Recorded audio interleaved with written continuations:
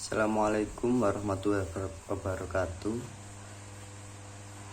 Di sini saya akan mereview jurnal yang berjudul Metode Elektrik dalam Pembelajaran Bahasa Arab. Nama jurnal Tarbiyatuna, Jurnal Pendidikan Ilmiah.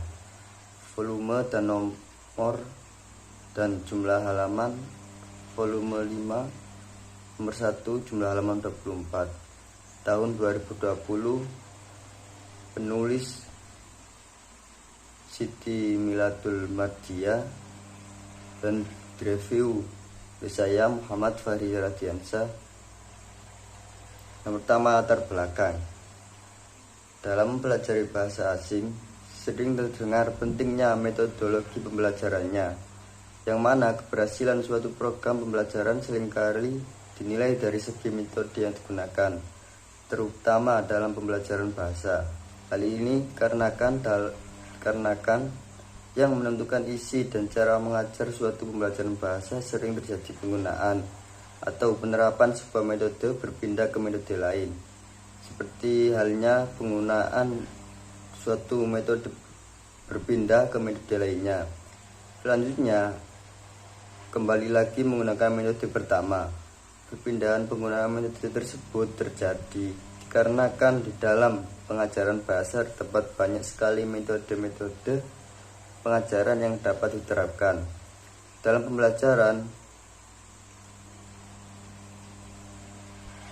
pembelajaran tidak ada suatu metode yang sempurna digunakan untuk berbagai tujuan pembelajaran, dikarenakan metode-metode yang dapat digunakan itu masih memiliki kelebihan maupun kekurangan.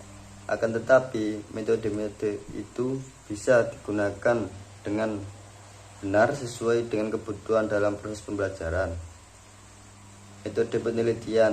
Tidak terdapat metode penelitian yang digunakan. Teori. Tidak terdapat juga teori-teori yang dijadikan landasan. Dan selanjutnya yaitu pembahasan.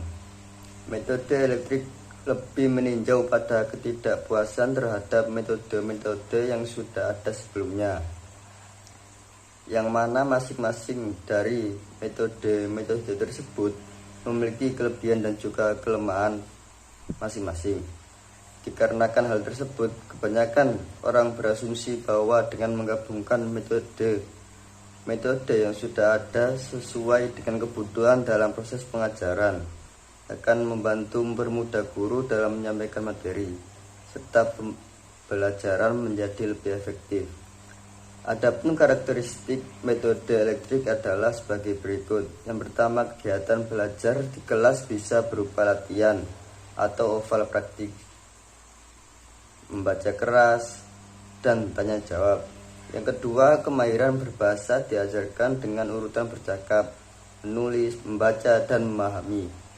Dan yang ketiga, dalam metode ini juga terdapat latihan menerjemahkan pelajaran gramatika secara dedukatif. Dan yang keempat, digunakan alat-alat atau audiovisual karakteristik yang disebutkan di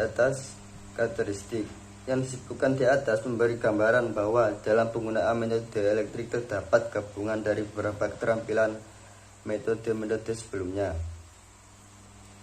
Dan selanjutnya, kelebihan. Telah dipaparkan dengan gamblang bagaimana penelitian yang telah dilakukan serta lengkapnya data yang didapat, kejelasan bahasa yang digunakan sehingga memudahkan dalam memahami isi jurnal sendiri. Kekurangannya yaitu kurangnya landasan teori untuk memperkuat hasil penelitian atau jurnal yang ada. Dan yang terakhir yaitu kesimpulan. Metode elektrik yang merupakan metode gabungan atau metode campuran pada hakikatnya memiliki beberapa penamaan, yaitu Thoriqah Mukhtarah, Thoriqah Taulifiyah, Thoriqah Intiqoiyah, dan Thoriqah Muzawiyah. Metode ini muncul sebagai bentuk untuk penggabungan dari metode-metode yang sudah ada sebelumnya. Metode elektrik dikembangkan berdasarkan asumsi, bukan berdasarkan linguistik atau psikologi. Metode ini mempunyai tujuan yang ingin dicapai, yaitu tujuan dari beberapa metode yang dipilih dan digabungkan, sehingga keterampilan bahasa bisa terkumpul semua dalam metode ini. Kelebihan dan kekurangan dari suatu metode dapat diketahui setelah mengimplementasikannya. Karena kelebihan dan kekurangan suatu metode tidak bisa diukur tanpa mengimplementasikannya. Begitu juga dengan metode elektrik, masih mempunyai kelemahan dan kelebihan pula. Dapat dikatakan menjadi sempurna jika seorang guru menguasai penerapan dalam penggunaan metode yang digunakan.